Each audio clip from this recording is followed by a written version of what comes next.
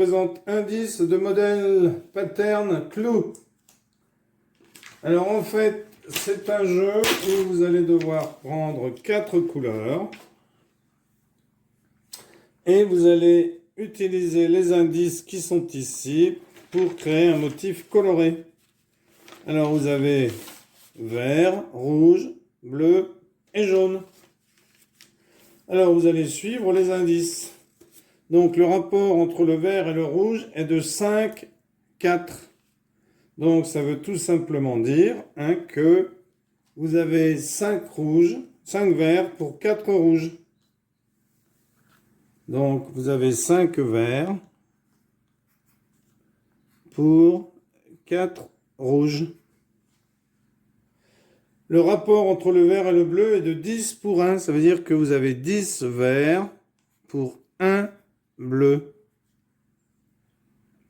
Le rapport entre le rouge et le jaune est de 4 pour 3. Ça veut dire que vous avez 4 rouges pour 3 jaunes. Et le rapport entre le jaune et le vert est de 3 jaunes pour 5 verts. Alors à partir d'ici, eh bien, vous allez déjà savoir combien est-ce qu'il vous faut de carreaux verts, de carreaux rouges, de carreaux bleus et de carreaux jaunes. Alors sachant que vous avez ici, il n'y a qu'un seul carré bleu. Alors s'il y a un seul carré bleu, eh bien vous le prenez, vous le mettez ici pour l'instant. Donc vous avez un bleu. Mais un bleu divers. Donc on sait qu'il y a 10 verts, on sait qu'on a un bleu, et on sait que 5 verts, 4 rouges, donc comme on a 10 verts, on a 8 rouges.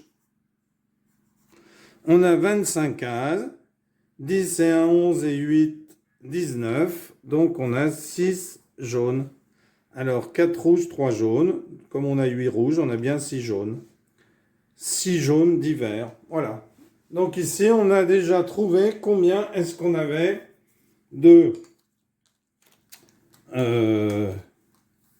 carrés de différentes couleurs.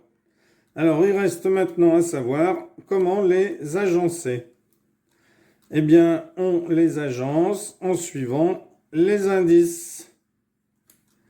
Donc, le motif présente des lignes de symétrie verticale et horizontale. Donc ici, il va y avoir de la symétrie dans notre dessin, c'est-à-dire que les deux parties, quand on va plier, selon un axe de symétrie, eh bien, les cases rouges se retrouveront sur les rouges, les jaunes sur les jaunes, les vertes sur les vertes.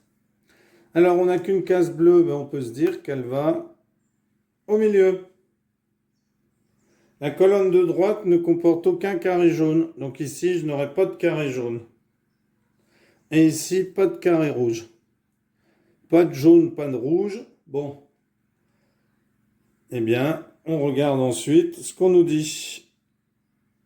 La rangée centrale ne contient aucun rouge. Donc ici, pas de rouge. Donc j'ai du vert ou du jaune.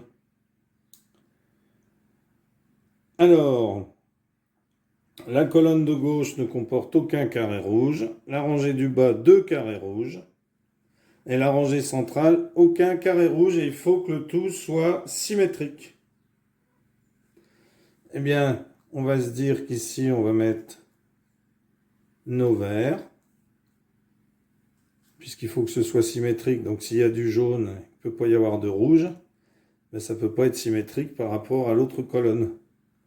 Donc on se dit, si on veut que ce soit symétrique, on va mettre nos vertes comme ceci. Voilà. Voilà.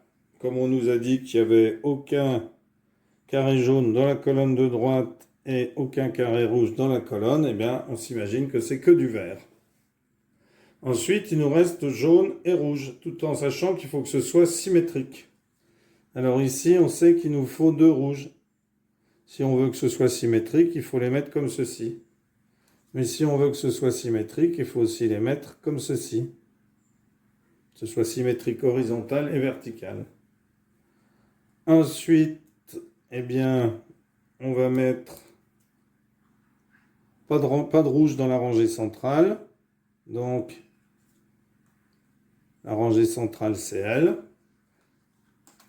il nous reste 2 rouges.